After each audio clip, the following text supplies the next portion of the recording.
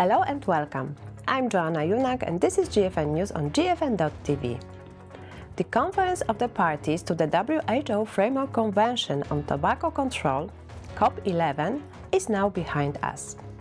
Over the past few days, there were intense discussions, not so many decisions, and some controversies, including the awarding of the Dirty Ashtray Award to New Zealand. This symbolic award has sparked a lot of discussion about the direction of global tobacco control policy.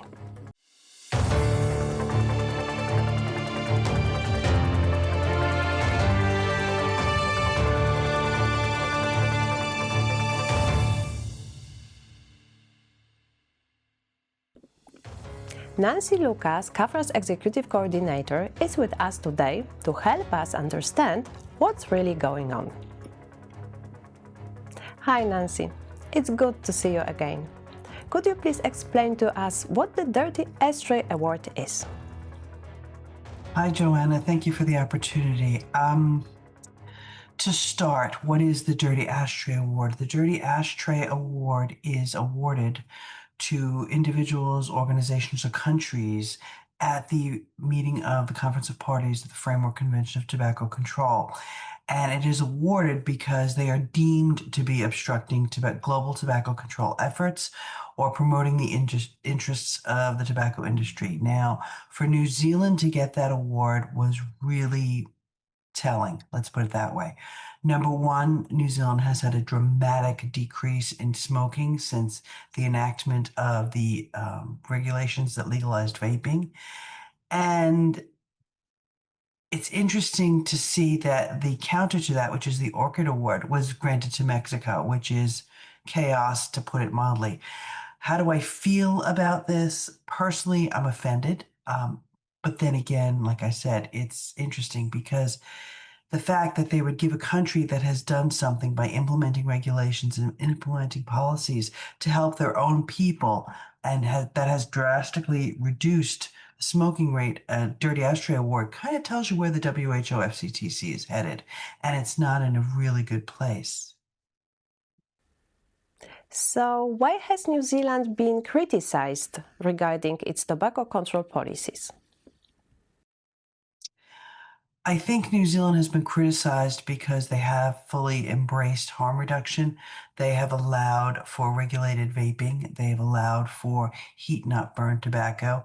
They've been very pragmatic and very progressive in terms of their tobacco control policy.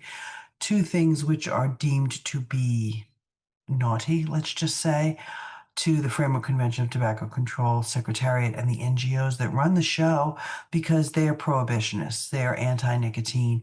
They want people to do things their way or not at all. So New Zealand did a win for their own country and then were shamed for doing the right thing by their people, and that is simply unacceptable.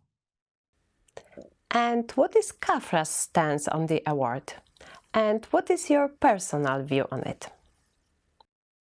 CAPHRA, we all discussed about the Dirty Ashtray Award in New Zealand, and we all are pretty much aligned both professionally and personally about this. It shows that the Framework Convention Secretariat is run by the NGOs, which in turn is run by Bloomberg-funded prohibitionists. It's not about health anymore. It hasn't been about health for a while. And it's really sad because there's a lot of good that could be done. But when you spend most of your time shaming people for doing the right thing for their own country, then you've lost your relevance. There's no integrity there. There is no, legitimacy, I guess, to the process.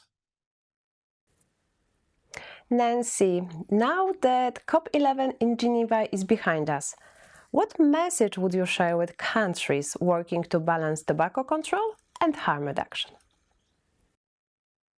I would say to the countries that have been working towards getting harm reduction accepted and implementing it in their own countries to not pay heed to what the people there are saying, the prohibitionists, saying that it's a tobacco company construct, saying that it's harm promotion. All these things are the bleatings of people who are blind to reality, who live in silos, who don't see what's going on the ground, and frankly, don't care what's going on the ground.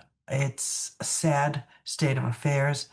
And I think that, they continue on this course, they are going to just severely damage their reputation and their legitimacy and their integrity to the point where no one will listen to them on other major issues like pandemics or, health issues that could really benefit from a global group working together. People are just going to say, yeah, the WHO. And that's not a good thing. That's a bad thing for all of us. That's all for today. Tune in next time here on GFN TV or on our podcast. You can also find transcriptions of each episode on the GFN TV website. Thanks for watching or listening. See you next time.